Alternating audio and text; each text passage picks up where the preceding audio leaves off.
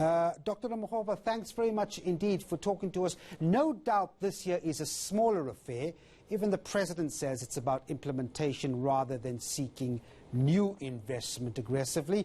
How are we really doing in terms of materializing previous commitments into actual groundwork? It's been 2 years.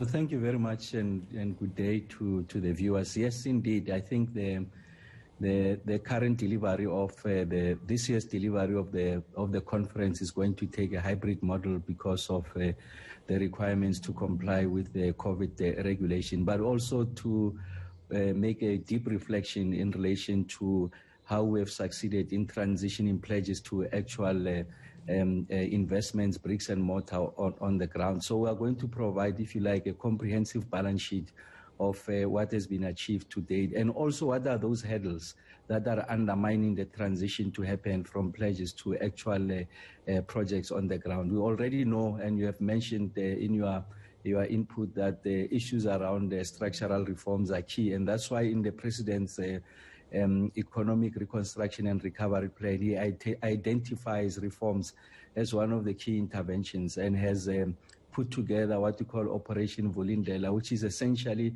a body that is dedicated to addressing those reforms to allow for greater participation of the private sector. We're going to address the issues around the ease of doing business in the country, the permitting, licensing issues, the inordinate amount of time that it takes for those decisions to be made.